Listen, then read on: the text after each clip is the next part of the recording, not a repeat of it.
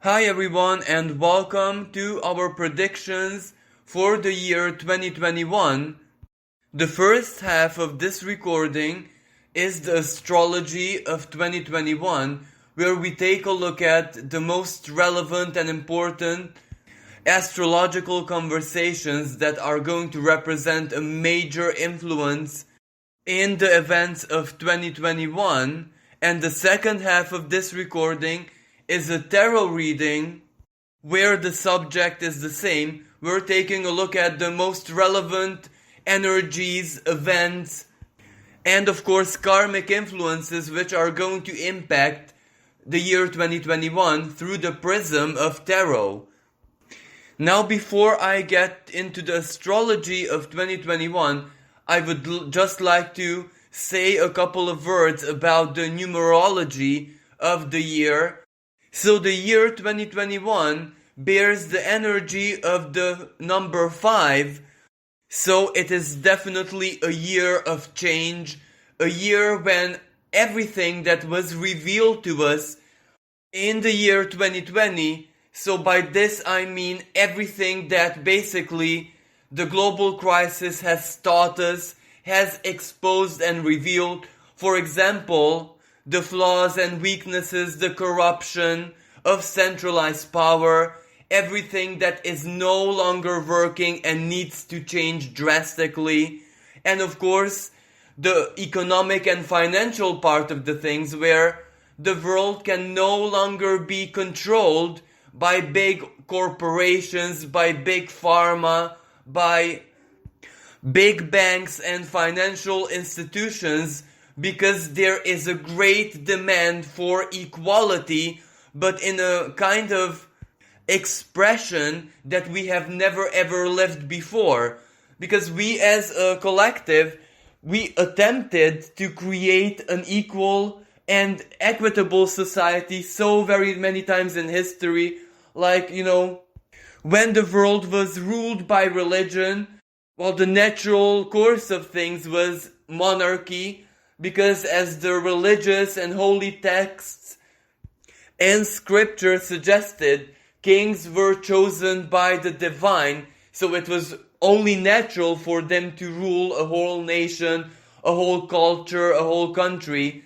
But of course, there was also the primordial form of democracy in ancient Greece, and then there was socialism, Marxism, communism, capitalism, and all of these ideologies attempted basically to create a more fairer, a more equitable society in their own unique individual methods.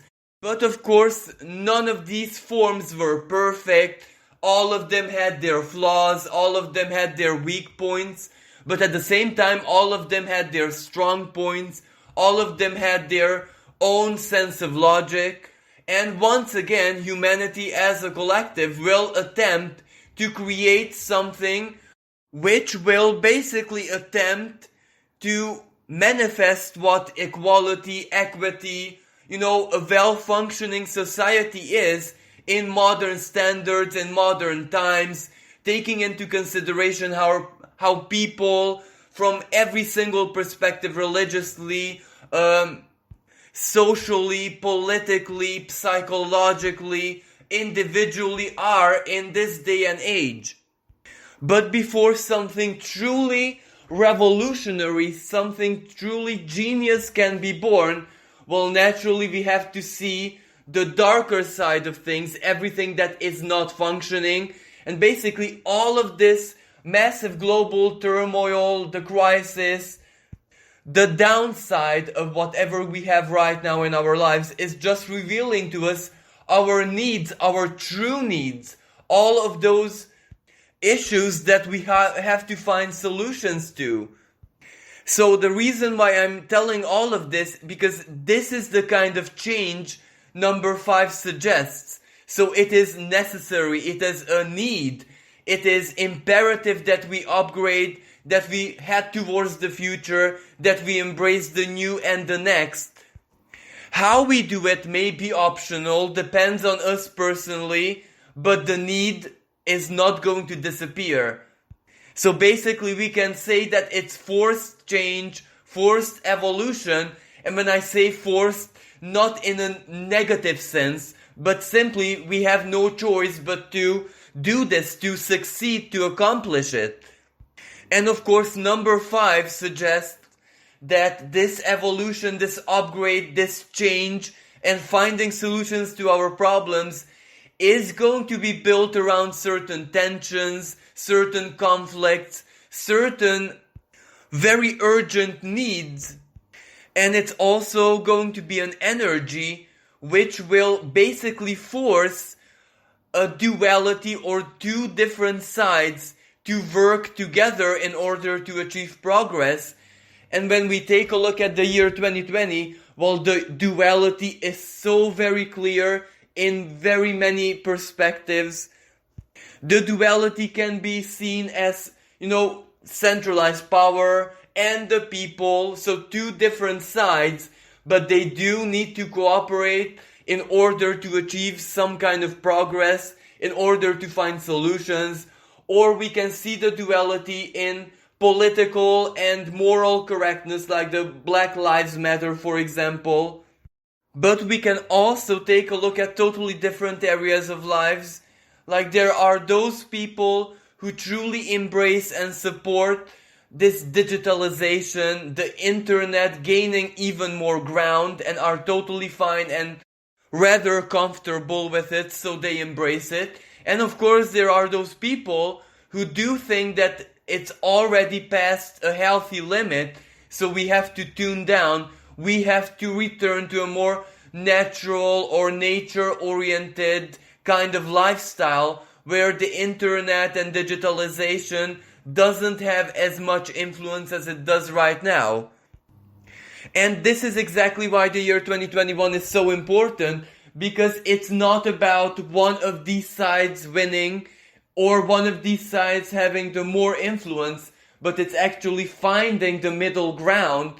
And from an astrological perspective, well, the very first thing we have to look at is the nodes of the moon, the north node being in Gemini, and Gemini is about two extremes, two opposite sides of the spectrum, which do have to cooperate. There has to be a middle ground. There has to be a state of balance between the two, because that is the only way the sign of Gemini can work in a healthy manner. And when it does work, well, it is extremely quick, it is efficient, it is adaptable, it is versatile, it can please both of these sides, but the basis of this is acceptance, tolerance, and harmony.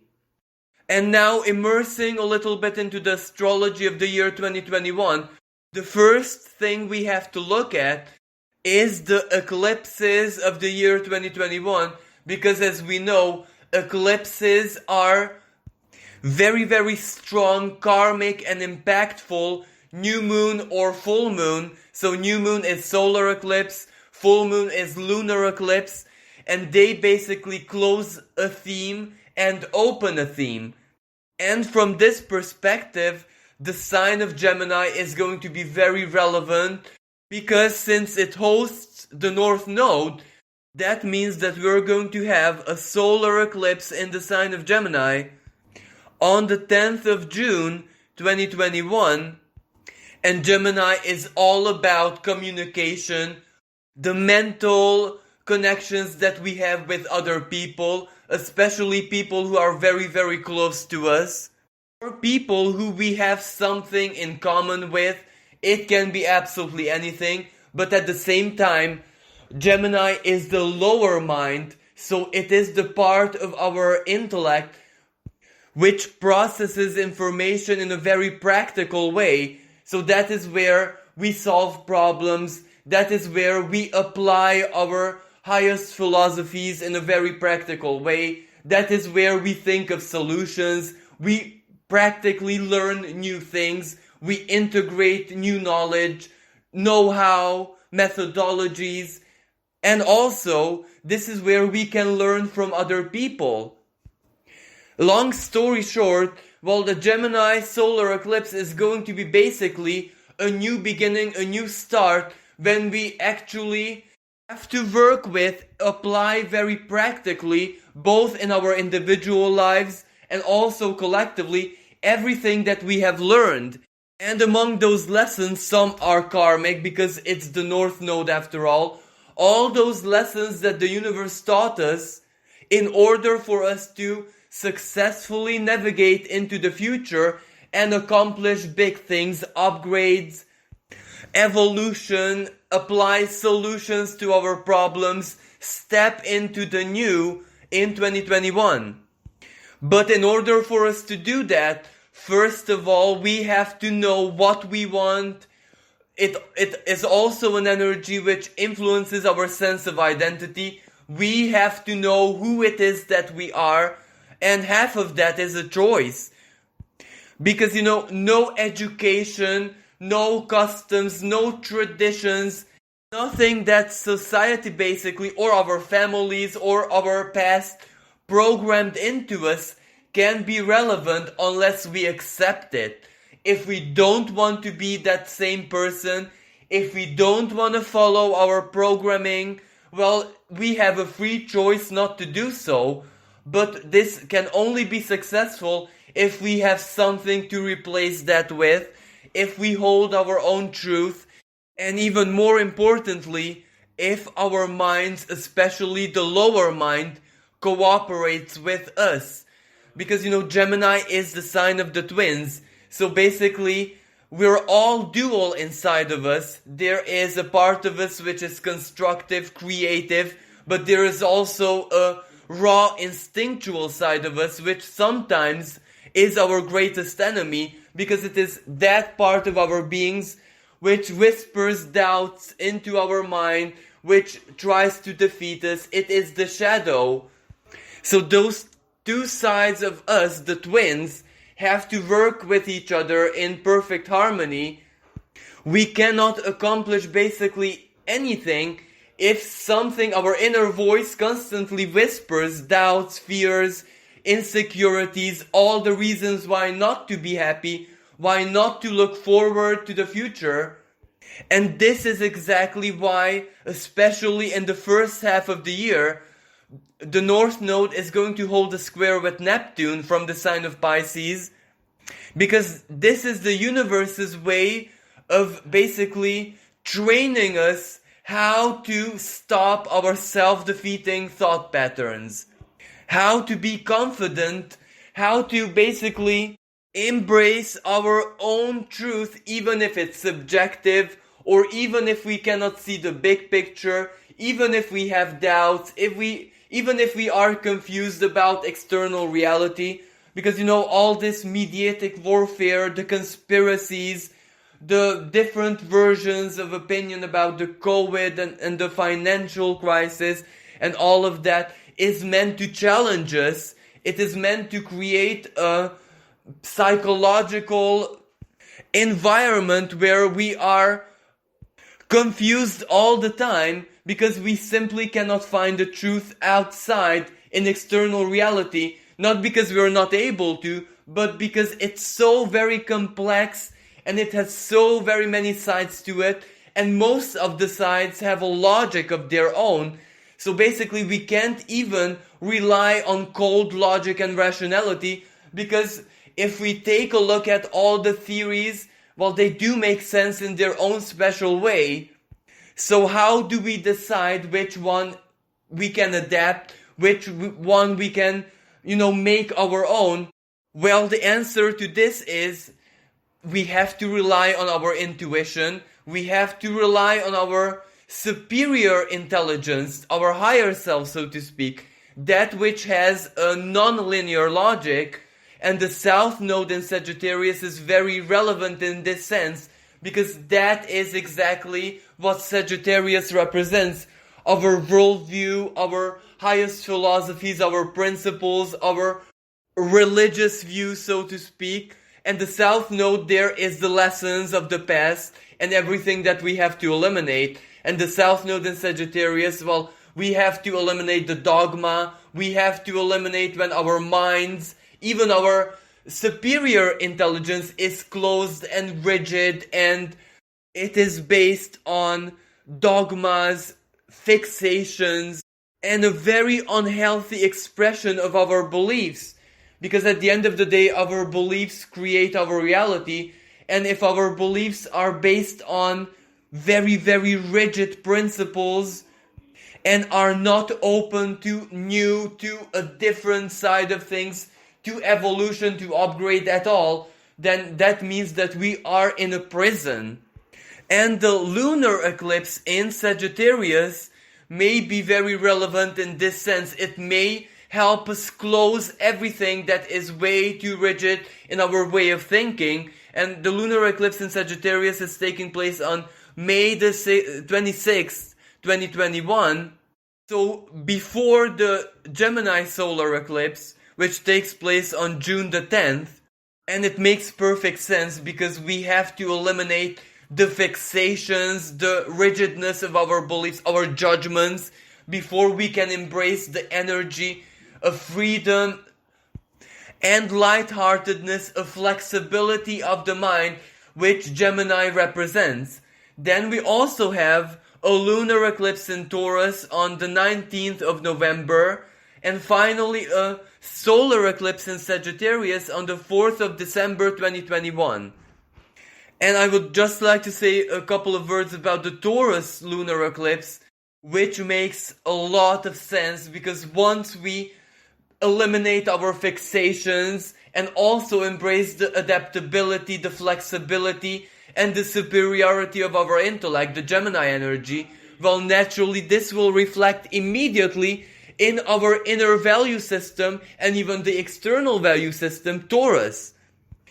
Another very important astrological element of 2021 is, without a shadow of a doubt, Saturn and Jupiter being in the sign of Aquarius, where in the first months of the year they are going to be joined by the Sun and Mercury, so that will mean a high concentration of energy in the sign of Aquarius. So the year 2021 is all about the symbolism of Aquarius. It is individuality. This is the year when all of us have to truly immerse and tap into what makes us unique, what makes us special. And this can also be our flaws and weaknesses, because this is going to be a time in our evolutionary journeys as individuals when we truly have to see that our weaknesses and our flaws and even our ancestral wounds, Chiron in Aries, are actually blessings because they make us who we are and we can alchemize them into great strength. And also, the only way we can heal society, Aquarius of course, our interhuman connections, is if we heal ourselves. This is going to be a year when most of us will focus on ourselves, on our stories, on our futures, our future goals, and whatever we need to experience in the future. And by doing that, implicitly, we also do this collectively. Equality, equity, freedom, everything that has to do with the sign of Aquarius is going to be the guiding value, the guiding principle of the year 2021. So everything that we do, especially as a collective, Aquarius once again, it has to serve the great purpose to try our very hardest to install a new, upgraded, more perfect, more complete and whole sense of equality, fairness, equity, equal chances, and a better quality of life for everyone in the world. And in order for us to do this, well, we have to break down the principles, customs, and traditions of the past, everything that is starting not to work, not to be relevant anymore, and infuse it with the energy of the new, of the future, a revolutionary and visionary way of thinking. So this is basically the square of Uranus and Saturn. Both of these planets are rulers of the sign of Aquarius. Saturn is the classic ruler and Uranus is the modern ruler. And everything that happens ideologically, Uranus, is gonna reflect in matter, in our material and physical lives. So this is Uranus traversing the sign of Taurus. Now, of course, this isn't a very pleasant or easy energy, because Aquarius is also the power of the people. Citizens everywhere, society, seen as a collective, will demand this from their leaders, from their rulers, from centralized power, from their representatives, and they want this as quickly as possible. So this isn't something that empty promises or, schemes for the next 10 years or whatever is gonna satisfy people. They want it here, they want it now, they want it as quick as possible, because this is gonna be the most urgent need that human society has in this present moment. So, the ruling energy of all of this is definitely Uranus, which means revolution, uprising, people doing everything that they have to do in order to step into at least the construction process of this future based on greater equality. And in this sense, Jupiter is also in the sign of Aquarius, and Jupiter is also going to be squaring Uranus, and actually, it even squares it in this present moment, just that the square is not as strong as it's going to be just in January and February. And with Saturn, there are going to be 3 very relevant moments when the square is going to be very, very strong. The first moment is on the 17th of February, when Uranus perfects his square with Saturn.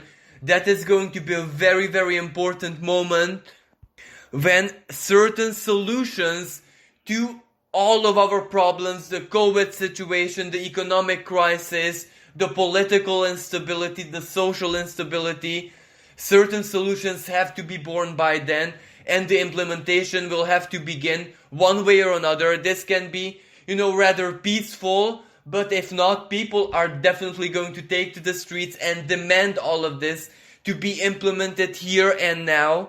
Another episode is going to take place on the 14th of June 2021, when Uranus and Saturn are going to speak in the same manner. And the way I see this second meeting in the summer, this is going to be more like shocks and surprises. This is going to be like the most unusual, visionary, extraordinary, futuristic ideas will find their implementation. Surprising, shocking, sometimes delighting all of us. But of course, because this is so new, because this is something that us as a collective, us as a species have never ever done before, it is going to have a lot of resistance from those people who fear change, from those people who are tightly attached to traditions, customs, to everything how things used to be. So this is where it is actually a part of society, like a portion of people, of citizens, are going to resist and oppose certain changes and upgrades, and maybe those upgrades have a lot to do with technology, with the internet, with digitalization, even with medical science, with something new and revolutionary technologically entering into our lives, because naturally they are going to fear it, because they have never ever seen this before, and they have never even thought about this before. And of course, there is going to be a third and final conversation of tension between Saturn and Uranus, perfecting on the 24th of December 2021. And this energy is going to be like it or not, the future is already here, we are living it. So this is going to be like a forced adaptation that all of us have to perform individually, where we just have to learn how to navigate in this futuristic world which is already there, which is already starting to be built before our eyes. This is where we will have to develop our own unique coping skills, how to work with the new, how to integrate it in our lives. This is when our new normality is already going to be born, and we just have to live with it, work with it, and immerse into it. Now, another aspect of the Saturn and Uranus squares is a financial one. On one hand, this will definitely amplify the financial side of things, especially this is truly the birth of a massive economic crisis, but it doesn't have to be destructive. It doesn't have to be, like famine, poverty, where our lives are just being shattered. Because at the same time, the solution is also going to be born. Uranus is a very quick and instantaneous energy. So basically, it is the new which acts like a wrecking ball, deconstructing the old. It just needs to find its stability. It just needs to find its implementation. So Uranus in the sign of Taurus is all about new currencies, cashless society, a massive upgrade and a new revolutionary way of, managing money, values, banking. And also certain things which were very valuable in a symbolic sense up until this present moment will simply overnight, instantly lose all of their values. And this is even true in a social sense.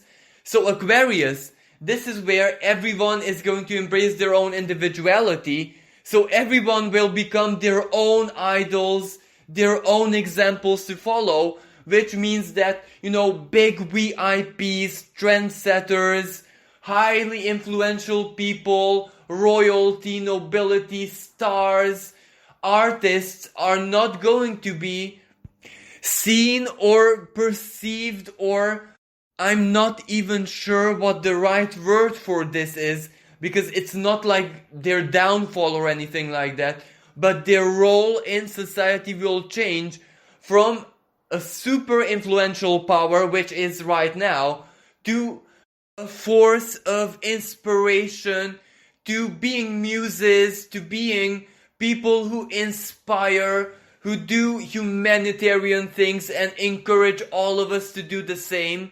So what I'm trying to say here is, it's not going to be about their fame, their fortune, their extravagance, and very many times their negative example, the extremes that they have jumped into, but rather their role has to change profoundly, where they have to be an inspirational force in the world. They have to show a positive example, or simply inspire all of us unconditionally through their talents, through their arts, through their positive lifestyle, and not exactly what they have done until this present moment.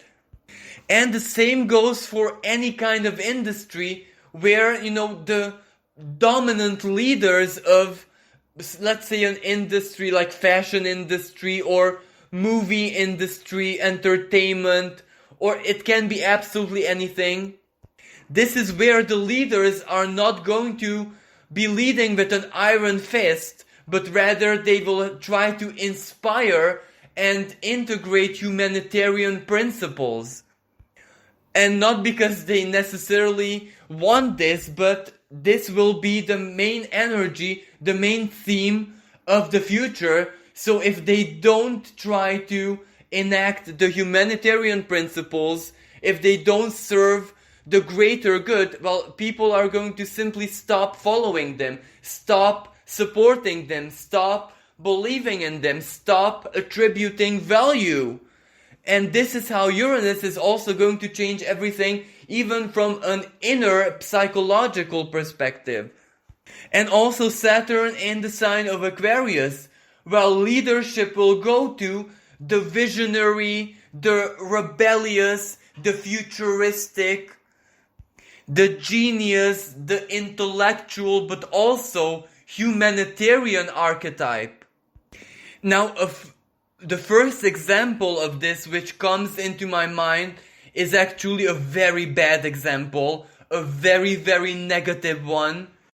Because Uranus's transit in the sign of Taurus coincides with the rising of Hitler.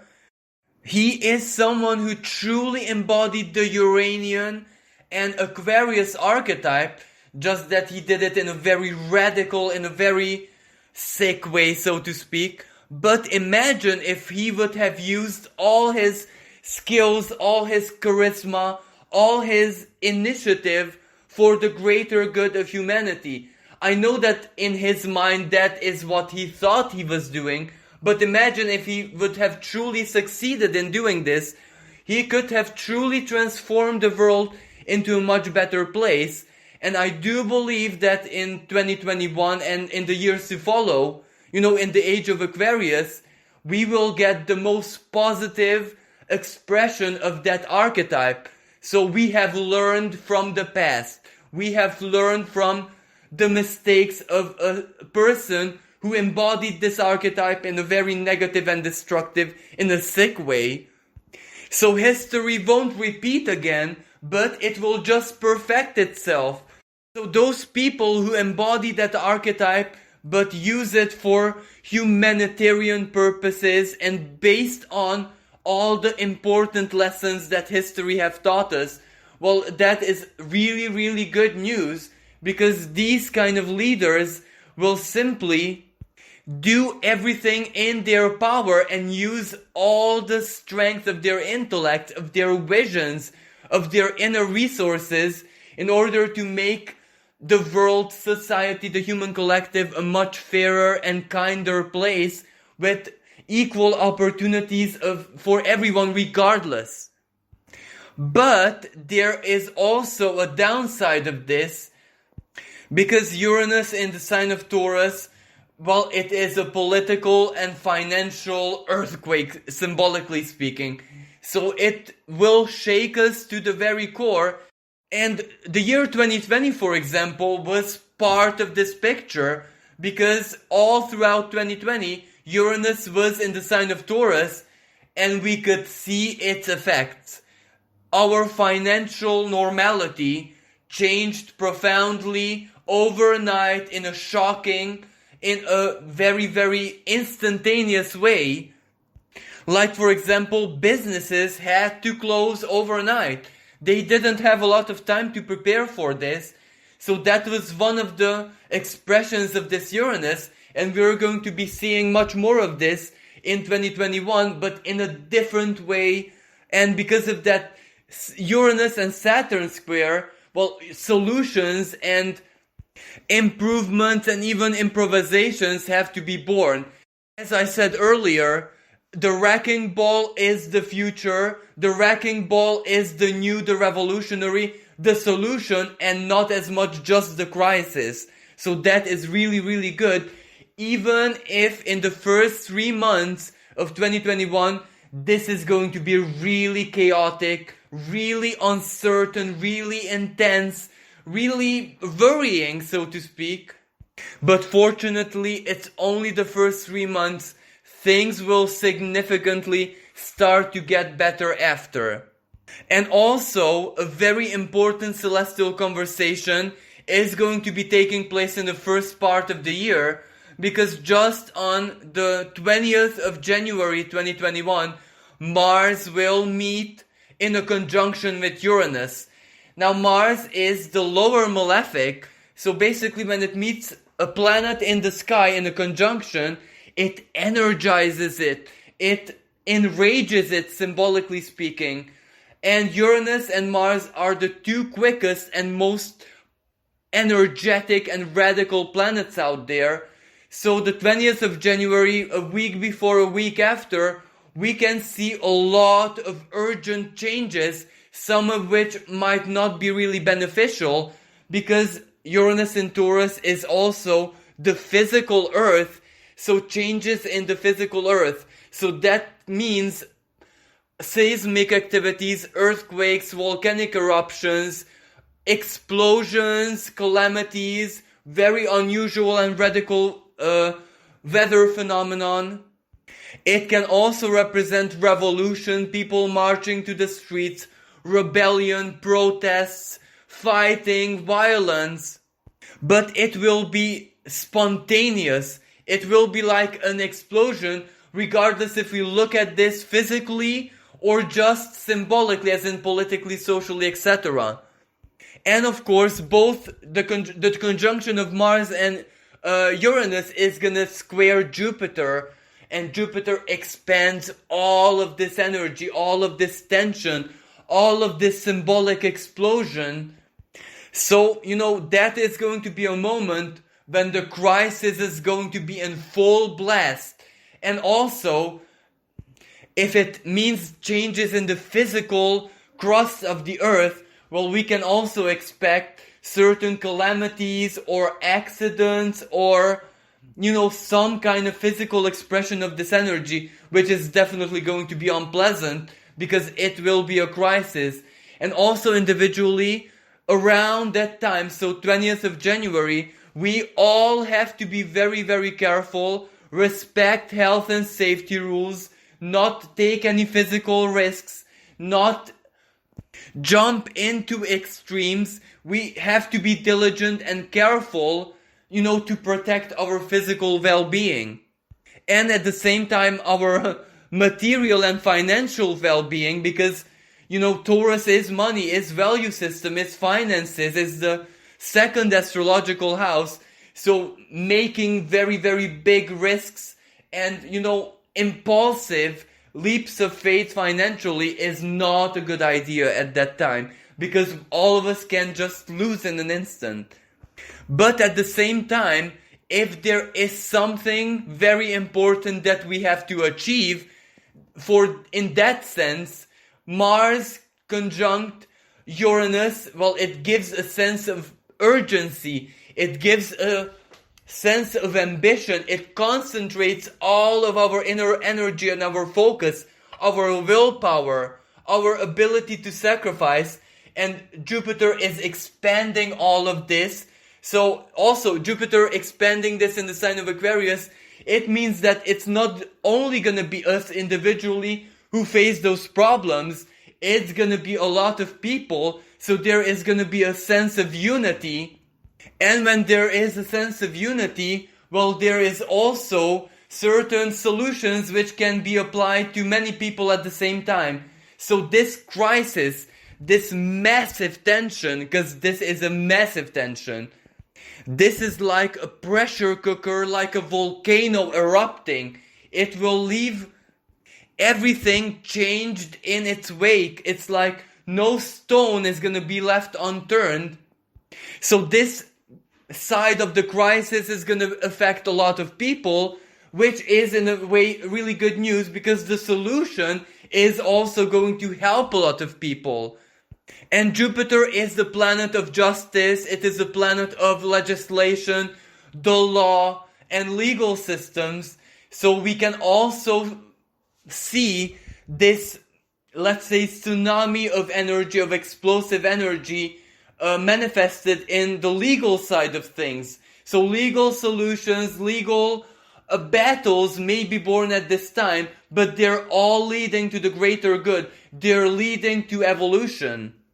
And of course, not to mention, Saturn is also going to be squaring Uranus and Mars at the same time, just that the square with Saturn won't be as powerful yet, but it will still exist. So Saturn is the limitations, Saturn is the rules, traditions, the customs, how things should be, how things always used to be. So the old is gonna be crumbling one way or another, and there's no turning back. Now, another very relevant sign to the astrology of 2021 is Mercury's retrogrades. Now, a Mercury retrograde is not really a big deal because it takes place more than once each and every year. But this year, Mercury is going to hold its retrograde seasons in air signs. So Mercury is going to go retrograde on the 30th of January, lasting until the 21st of February in the sign of Aquarius, an air sign. Then it's going to go retrograde again on May the 29th until June 22nd in Gemini, the other air sign. And finally, the 27th of September until October the 3rd in Libra. So it will go retrograde only in air signs. And Mercury is at its most powerful and influential exactly in air signs. So in the sign of Aquarius, it's all about science, technology, official matters, legal side of things, especially paperwork more than the law itself. In the sign of Gemini, it's all about the mind, learning, communication, one-on-one relations. In the sign of Libra, well, it is also about our relationships, but that can also be contractual. It can be our life partners, it can be our extended family, it can be anyone who is a relevant part of our lives, regardless from which perspective. So all of this air energy and Mercury and air signs going retrograde means that we have to refine, upgrade, of course purify, declutter our minds, everything that has to do with our way of thinking, our intelligence, our intellectual creativity, our learning. Basically, our thoughts govern our everyday lives, so that is where we have to work the most. And also what we think about other people rules our relationships with others and the self as well, of course. But long story short, the Mercury retrogrades of 2021 is basically a perfect opportunity for us to process all the radical and quick-paced changes that all of us would have went through by that time. Now, we finally get to one of my favorite astrological energies and transits. Now, as I said, Jupiter is in the sign of Aquarius, and it is basically rushing through this part of the sky where on the 13th of May 2021 it will enter its ancient ruling sign of Pisces, where it will stay until July the 28th, and then it will retrograde back into the sign of Aquarius, re-entering its ancient ruling sign of Pisces again on the 28th of December 2021. Now this is really important for a number of different reasons. Well, first of all, Jupiter is the planet of expansion. It is the planet of good fortune, the planet of blessings. It is the planet of truth, faith, belief, optimism. And in the sign of Aquarius, a sign which is all about the future, it is all about our hopes and dreams. Well, Jupiter being here right now, it is a massive blessing. It is like a breath of fresh air, because this is exactly how we can get the very, very best out of the Aquarius energy. Because, if our futures are based on our highest principles, our beliefs, optimism, our dreams, everything that we wish to experience, with the wholeness of our beings, the most supreme expression of Jupiter, well, that means that our minds are definitely going to be creating one way or another whatever we believe in. And if we believe in a bright, optimistic future, basically that is all that we need. And also Jupiter, it has the tendency to expand everything to its extremes.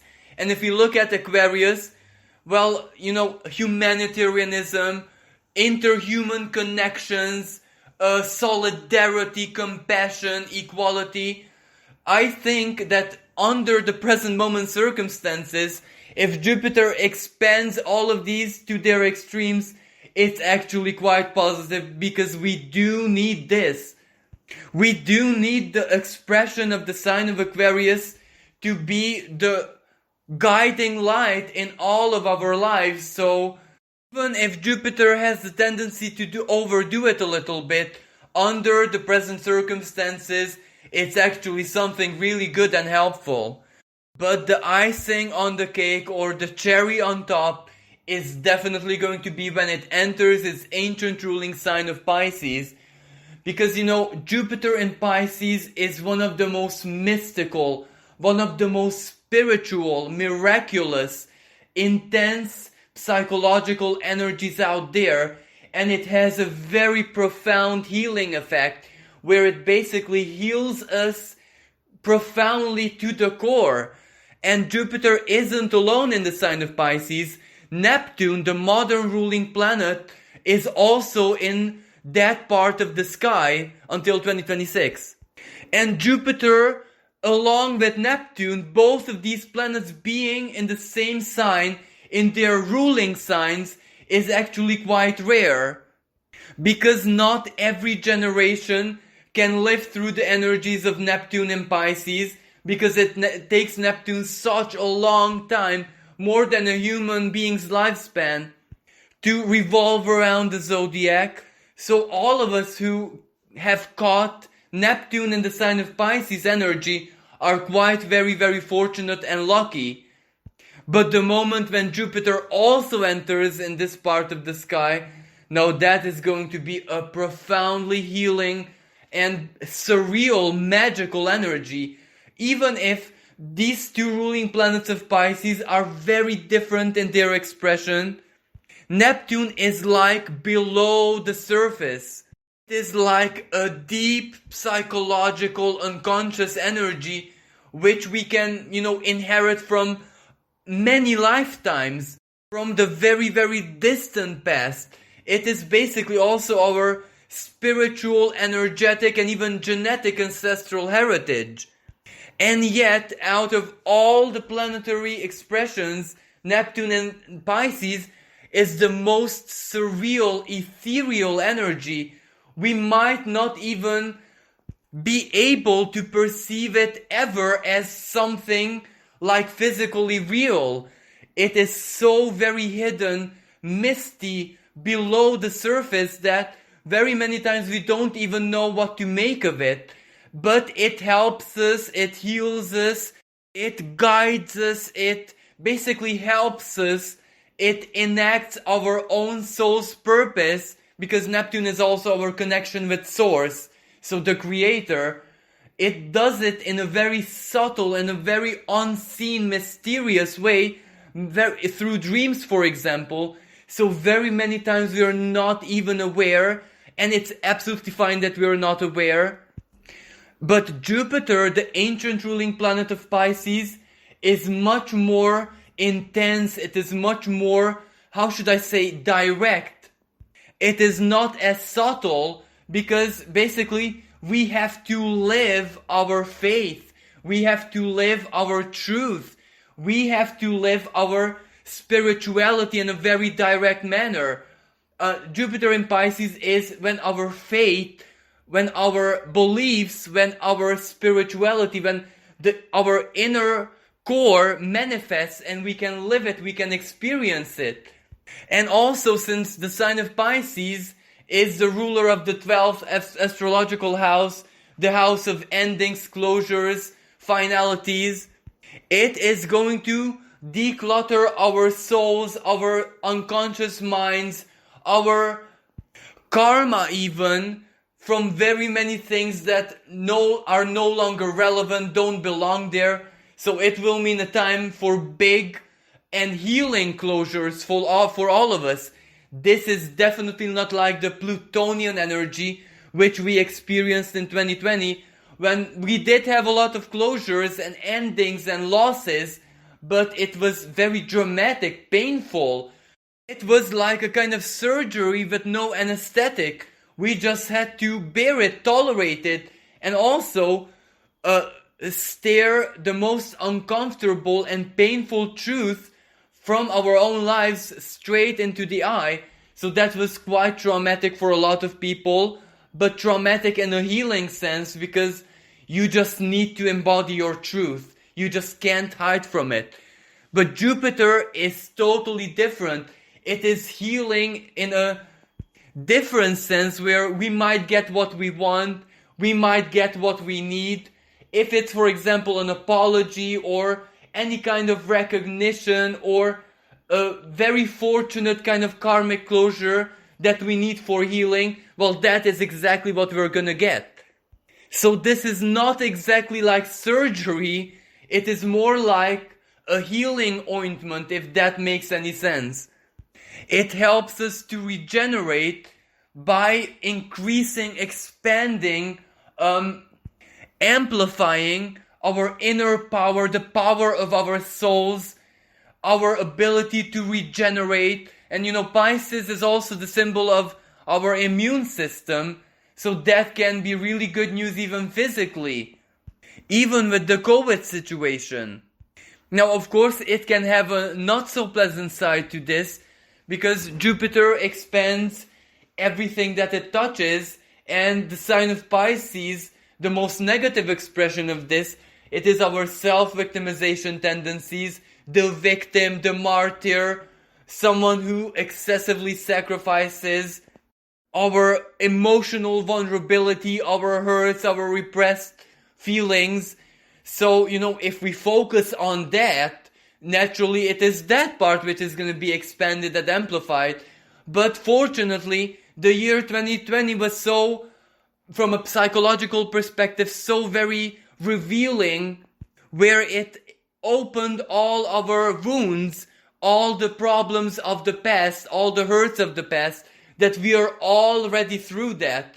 So we can actually tap into the most positive and optimistic expression of the Jupiter in Pisces. And for, spiritualists, anyone who has anything to do with the spirit, psychology, parapsychology, magic, all of this, well, it's gonna be a fantastic time, because this is when miracles happen. This is when, the spirit shows its merciful side, when it heals, when it helps, when it turns the situation around in a miraculous way, based on our faith, of course. But this is the power of very strong manifestation. And it's non-linear, it's not logical, it doesn't have to make sense. And that is a good side, because the divine intelligence just can work the way it wants, in its own mysterious, magical, unforeseeable, unknown ways. And that is really, really good. And finally, I would like to close the astrology part of this reading by mentioning more very relevant dates and aspects. On the 26th of March, we have the conjunction of the Sun and Venus in the sign of Aries. This energy is basically like enlivening. It is when we, all of us, one way or another, are being awakened to embrace life, to live it, to be immersed into it, not to stay in our shells as much as we are already accustomed to. This will be like a celestial invitation to have the courage and to have the love of life, to finally leave our shells, leave our psychologically isolated states, and just reach out to whatever the pleasures of life mean to all of us individually. Yes, it can be a little bit, ego-based energy. I genuinely do believe that many of us need this quite strongly, because these last 3 years when Saturn transited Capricorn, well, it kind of shattered our sense of security, our confidence. It forced us to behold all of our limitations, everything that prevented us from living life, from doing our missions in life, enacting our purposes, everything that got in our way. So of course that left many of us feeling not so confident, vulnerable, or simply said very, very aware, strongly aware of all of our limitations and weaknesses. So this meeting of the Sun and Venus in the sign of Aries is a really, really good cure to that, because it can just awaken us to life. And even if we will have the tendencies to focus that much more on ourselves, and what the joys of life mean to us personally, we do need this. Then on the 13th of July, we have the meeting of Mars and Venus in the sign of Leo. And this meeting of Venus and Mars takes place every 2 years, and it opens a new cycle, a new karmic theme to love, relationships, partnerships, etc. So this karmic theme, this new cycle of, love, romance, relationship, alliances. Mars is the active masculine principle. Venus is the passive feminine. So even if it's not about love and romance, even if it's just about, let's say, creating something, obtaining something, doing something, that is also influenced by this Mars and Venus, because we have to meet other people. There are always going to be other players in the story. For example, if it's a job, well, then there is colleagues and leaders, bosses, etc. If it's a hobby, then there is like-minded people or people who inspire us. If it's even like something like online gaming or anything, there is always others who we play with or we share experiences with. So everything in life basically has at least a little bit to do with Venus and Mars, because they're personal planets. And the fact that this meeting takes place in the sign of Leo is actually quite positive, because Mars is very strong and powerful in the sign of Leo, which means passion, courage, ambition, a can-do attitude, self-confidence, belief in ourselves, belief that we are able to do it, that we deserve it, etc. So what a good energy this is. And the sign of Leo actually is the symbol of the heart, of the truth that lies deep within our hearts, of love, falling in love, romance, passionate kind of romance, self-expression, creativity, child, the inner child, and of course, child as in childbirth, your children. So new relationships born under this energy or in this new Mars and Venus cycle are definitely going to be blessed, because they are going to be born out of the heart. For example, recently we had a Venus-Mars cycle in the sign of Virgo, and none of these two planets are very emotional or passionate or based on feelings and love and romance in Virgo. They're more based on practicality, needs, I scratch your back, you scratch mine. So relationships born under this energy had a very practical element to them, which means that feelings might not have been as elevated, as romantic, dreamy, intense as they should be, let's say, because the partnership or alliance of any nature was born because both sides had a common interest, or they had to solve a problem, or they had to work together in order to accomplish something, Virgo. But this is where this new cycle is truly all about love and feeling. Now, of course, it has a downside of this, because everything does, which means overdoing it and being way too immersed into it, losing your logic, your mind, your senses, falling madly into love, or your ambition or your passion is gonna be almost blinding, is gonna be a very strong, irresistible inner force, which means that certain choices and decisions are gonna be made out of impulse and not rationality and logic, which does have a certain risk attached to it, and the sign of Leo is also the sign of risk. And when it comes to, finances and matters of money and value and worth, that Venus, well, this energy can be a little bit risky. So we must not be carried away by the strong feeling in our hearts. Even if it's positive, uplifting, magical, wonderful, we still have to leave place for logic and rationality. And last but not least, there are two aspects left which I would like to speak about, which are very relevant regarding, visibility, the light of our rationality, our intellect, the light of our minds guiding us and revealing to us the bigger picture, because we are talking about the sun forming a conjunction on the 24th of January with Saturn, and then on the 29th of January with Jupiter. And since they're in the sign of Aquarius, this is very important because it is about our futures.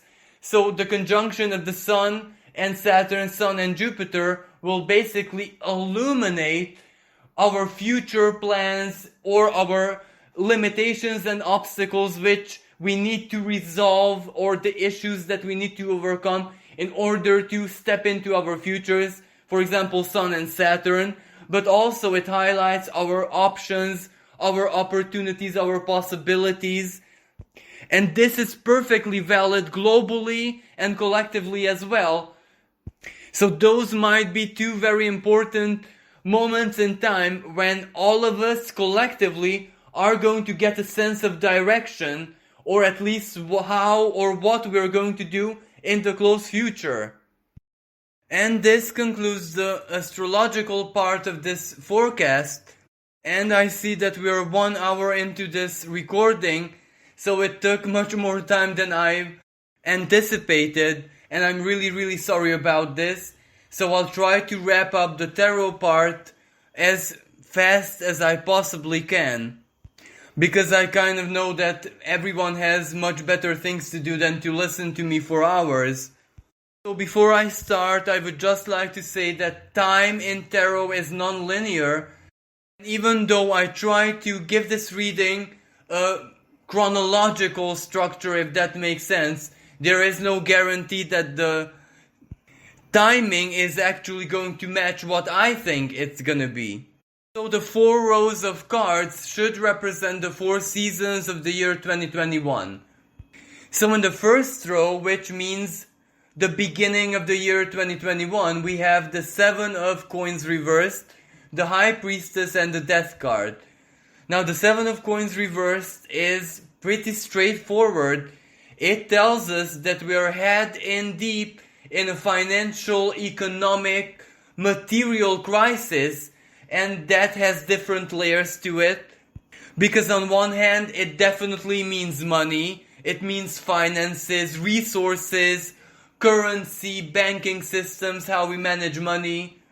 But the other side of this can be the physical body, so our health, and since it's reversed, it may mean that we are nowhere near finding a solution to all of these problems, neither the COVID situation, and since it's reversed, it may mean that another wave of infections, or, the situation once more getting more out of control than being in control, is likely to take place around the beginning of the year, so maybe January, February, which of course means struggles for all of us, struggle of the whole human collective. But at the same time, the 7 of Coins reversed, well, it also means profound change financially and economically. The 7 of Coins usually depicts a harvest, so it can signify our incomes. But this not to be understood like individually, but rather as how this side of our lives functions in the present moment. And why this is important? Well, it's because this can also have a positive side to this as well. We can see this card reversed as not getting what we worked for, not harvesting those seeds that we have planted, not being rewarded for our work, and not because there is some kind of malevolence here or someone doesn't want to respect our rights, but rather because, the soil is not fertile, so there's nothing really to harvest. Which implicitly means help. It means that those who have truly lost their livelihoods, those who are in mortal danger from a financial and material perspective, are definitely gonna receive some unexpected help. And perhaps it is this help, this social solidarity, this general act of compassion and empathy, because basically it is society who has to help out its most vulnerable members. Maybe this in a couple of years, or maybe even sooner, it will transform into what people call as universal income, for the simple fact that you are a human being, that you are alive. Maybe you get an income to help you survive regardless of your situation. Now the next card is the High Priestess, which is a symbol of secrets, of things lurking in the shadows, skeletons in the closet, so to speak. So this means that there are going to be some groundbreaking revelations, disclosures, the secrets, the most well-guarded secrets, seeing daylight maybe for the first time ever. And what is more important, that these secrets are actually quite real. They're based on truth and certain undeniable facts, because this is not a kind of card which represents controversy, illusions, deception, half-truth, or conspiracies. So it is definitely not going to be some kind of conspiracy, but rather something which actually happened at one point in the past. Because the High Priestess is the unconscious. It is where secrets are being kept, sometimes repressed, but whatever that secret is, well, it is real. It was real it happened once. And also, since the High Priestess is in upright position, maybe there is going to be like a whistleblower, or maybe someone very relevant is going to just expose all of this out of their own free will and initiative. So something from the shadow is going to step into the light, an information or some kind of revelation which will matter very, very much for all of us. And why is this so important? Well, the High Priestess suggests that whatever is going to be revealed will simply help all of us be able to process and hold our own personal truth. So the confusing side of things, the duality of the truth and false informations and conspiracies and controversial information, that will no longer have the grip on us. It will no longer keep us in place spiritually or psychologically. Whatever is going to be revealed is going to help us move on in this area of life, as in our inner truth, our ability to navigate in the future, at least from an informational perspective.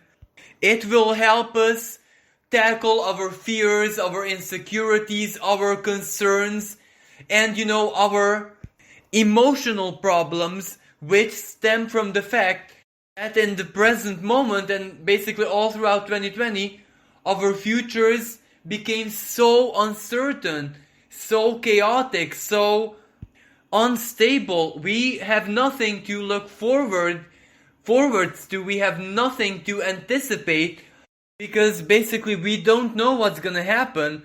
We don't know how we're gonna solve these problems. We don't know what's coming next in sense of the evolution of the virus, of the pandemic, and not even the economic side of things is very clear of how it's gonna play out, what it is going to turn into. So this leaves a very profound effect on us psychologically, because our minds kind of lack that stability they were accustomed to, the stability given by the simple fact that even if in a very imperfect way, we still could anticipate the future, even if it was basically just like a fantasy, just like wishful thinking, just like certain kind of maybe insignificant plans, travel here, there, do this and that at specific dates. But all of those were very important because they gave us something to look forward to, something to focus on. It gave us a certain kind of comfort, and in 2020 all of that was basically taken away from us. And for some people who are very cerebral, who represent the planner kind of archetype, well, it was a very tough year for them, because it was like the light at the end of the tunnel, the future plans and everything to look forward to, disappearing into obscurity, and all we could see in the future was black, uncertainty, unknowable. But of course, I am not sure how a revelation or exposure of something, a secret or something which is in the shadows, can help us with this, but this is what the tarot card suggests. And the next card to follow is the Death card, which means a radical and profound change and transformation, something quick pace, but at the same time, this can also mean some kind of calamity, some kind of natural disaster, something which has to do with physical death. But even if it will be rather unpleasant, well, think about it, if it's a calamity or some kind of, natural disaster, well, it's not going to be anything positive, but it will definitely lead to a profound, beneficial, and long-lasting change and transformation. And this change and transformation is basically everything, every area of our lives. This is basically the beginning of our new normality, but something rather unpleasant or a very tough challenge or change is gonna trigger it. The next row is the second quarter of the year, and it's opened by the Two of Swords reversed, which is kind of really positive because it means that new alliances between nations are going to be formed. And there might be two predominant sides.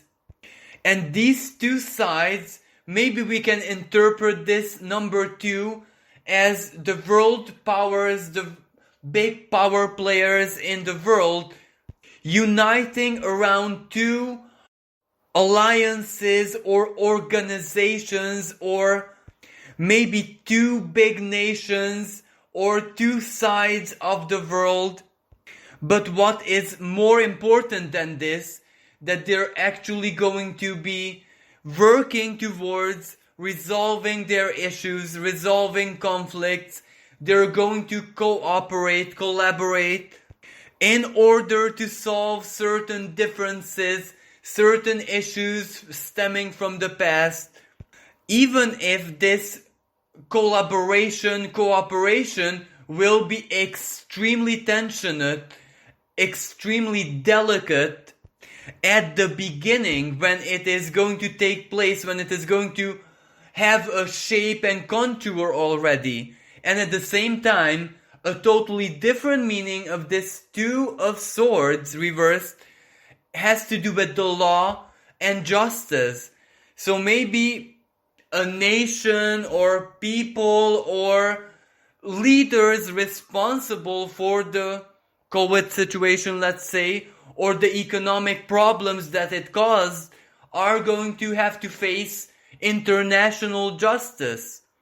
But either way, even if we disregard all of the possible symbolisms I have mentioned, the Two of Swords is still when we have to clarify the truth, when we have to reach an agreement, when we have to make a decision, when two opposing sides or two opposing faces or nuances of the same thing have to work together in order to create something that we can work with. So even if there are going to be tensions, even if there are going to be certain fears, worries, concerns, or conflicts, it still leads to a kind of unity, finding the middle path. And the next card is the Star card, which is really a breath of fresh air, because it is one of the most optimistic, it is one of the most beautiful cards of the tarot, because it means reconstruction.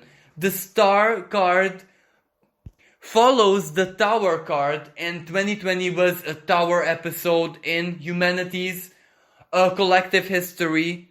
And what follows the Tower is the Star. So that symbolizes rebuilding. It symbolizes hope. It symbolizes that we will have something to look forward to, something positive, something which gives us hope, inspiration, all the reasons to fight for our futures, to believe in our futures. So whatever that is, it is going to be a gesture or something that bestows hope and faith onto the world. And also the Star card is the astrological correspondent of Aquarius.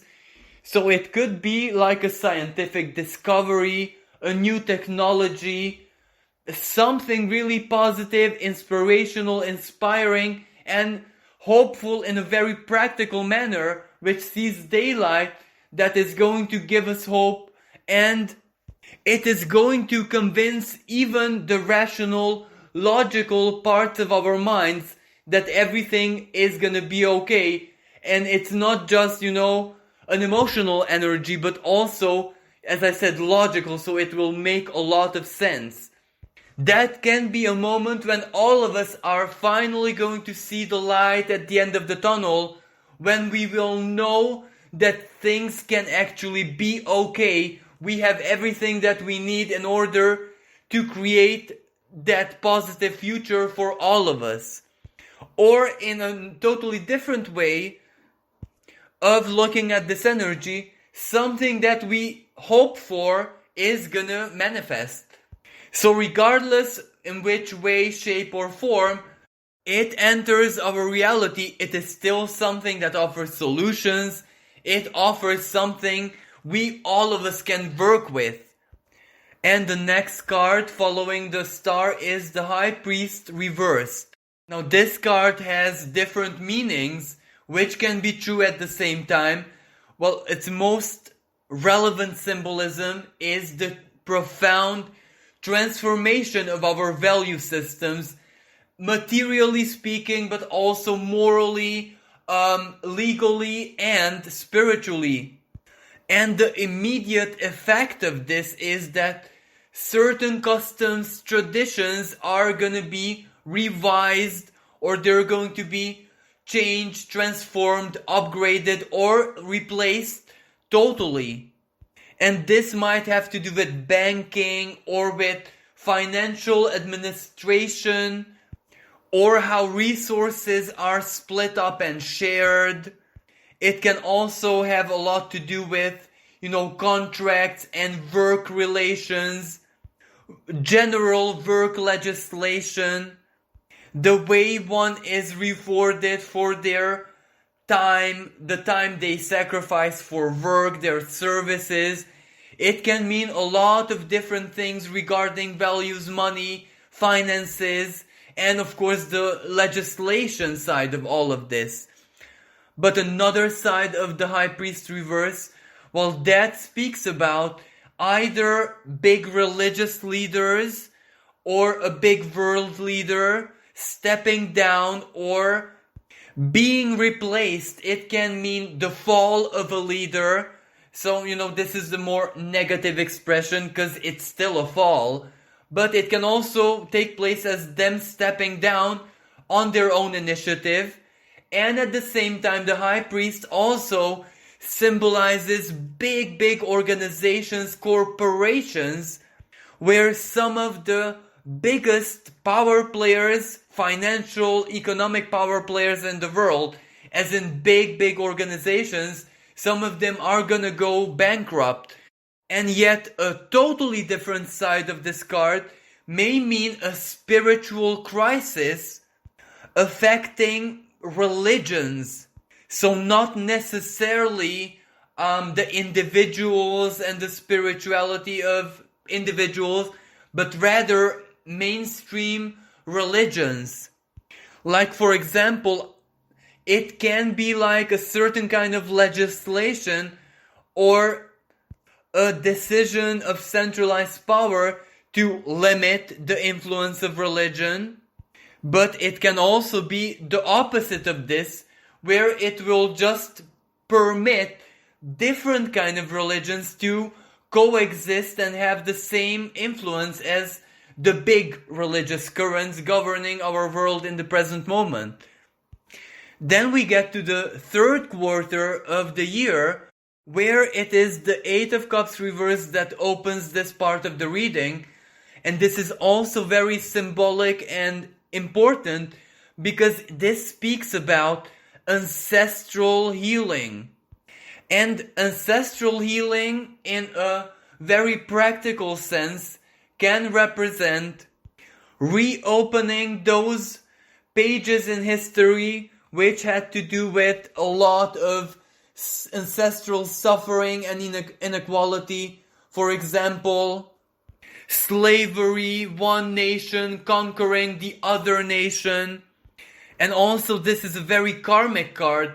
So these wounds are gonna be reopened, triggered by some kind of event, which will lead to further, discussions, maybe the whole world recognizing and apologizing for the suffering certain individuals, nations, cultures have suffered over the years. It is somewhat similar to the Black Lives Matter movement and all the karmic events that triggered that, just that the Eight of Cups is not a violent card, it is not a very action-oriented card, so it might be something similar, minus the violence, minus the loss of life, minus the catastrophic feeling of all of this.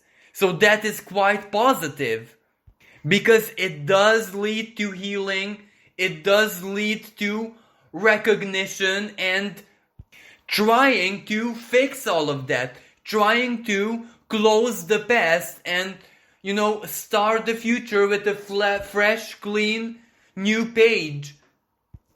Then this Eight of Cups is followed by the Four of Coins, which is a card which also speaks about upgrade, a massive, profound change of our value system, finances, money, work relations, careers, jobs, or simply said, material power and material things that we value. But the Four of Coins is totally different than, for example, that Seven of Coins reversed at the beginning of the reading, or the High Priest reversed, because it means that something new, like a new value system, new financial and earthly power is gonna be born or take shape, contour, the thing of the future, the next new expression and symbol of earthly power is already gonna see daylight. So it's gonna be something that we can already work with actively. And of course, more importantly, new leaders, new inspirational figures, new VIPs are going to arise and gain a lot of ground and power, but these will represent a different archetype. So the leaders, the groundbreakers, the initiators of the future are going to start being active in the world, so to speak. And the card to follow this is the Tower reversed, which is really positive, because what it means is that finally we will get to the stage where we can heal, reconstruct, fix, find solutions in a very concrete, practical, material way for everything that 2020 demolished, both in our individual lives and also collectively. So the tower will finally stop falling. The deconstruction will take a different turn. We can save certain structures, institutions, etc., which do need to be part of our lives and which we do need to take with us from the past into the future, because the karmic forces or the divine intelligence guiding the course of fate has deemed them worthy to still be alive in the future. And at the same time, if we are going to be facing different kind of problems, crisis, or any kind of challenges, including, for example, things which have nothing to do with us, like natural calamities, etc., the tower is reversed, so we can save it, we can prevent it, we can fix it. It's really, really good energy. And then the final quarter of 2021, we have the Devil, the Seven of Wands reversed, and the Hangman reversed. Now the Devil is the symbol of control, the symbol of compromise, also the symbol of power, mind over matter or technology over matter, information over matter in our unique circumstances. And this isn't really a negative card here. It does mean some kind of control. It does mean some kind of compromise that all of us have to accept, regardless of what we think about it or what we wish or, what our principles are. But what effect this has is depicted by the Seven of Wands reversed, which is a good card because it means the end of the struggle. It means we will no longer have to fend for ourselves. We are no longer going to be standing from a place of survival and survival mentality, even though it is due to control, it is due to a compromise, it is due to something which will have a grip or a power over all of us. But it doesn't necessarily have to represent something negative like manipulation, lies, deception, because it can simply represent whatever we desired, whatever we worked for is manifesting. And the last card, that Hangman reversed, well, that can mean so very many different things, so I'm not really sure how to interpret it, because it is a very, very mysterious card, and it takes a mysterious position where it just says an awakening. But an awakening to what? Or from which perspective? It can be a spiritual awakening. It can be like an awakening of our collective consciousness. We as humankind can all of a sudden become aware of something which was unconceivable, unperceivable until that moment. But it also means a kind of regeneration, recuperating, recovering all that we have lost. Because it is very easy to tell that the Hangman was in upright position, meaning isolation, locked inside the self, contemplation, even depression and being victims. That clearly depicts 2020. And in from psychological perspective, even 2019. So even though I'm not sure what is going to happen, what is going to trigger this, but it does mean that we recover from whatever happened to us in those 2 years. But the Hangman reverse, the Hangman represents Neptune in normal position. But when it's in upright position, it already represents Uranus, the planet of awakening, revolution, and even rebellion. So, it can mean awakening from that perspective. But either way, I don't perceive this as something negative or as someone trying to take something or a group of people trying to force us to enact their agendas or plans or whatever.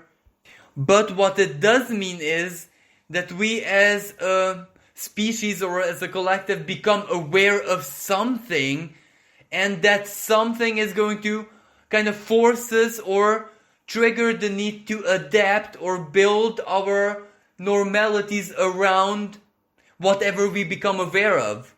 This can very well be a big scientific discovery, something which has to do with quantum physics, for example. It can be new space travel technology. It can be so very many things.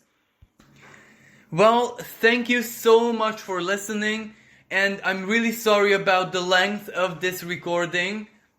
I do hope that this reading was useful and inspirational, and from the 1 Million Nights team, we would like to wish everyone a very, very happy, blessed, prosperous, and profoundly healing new year.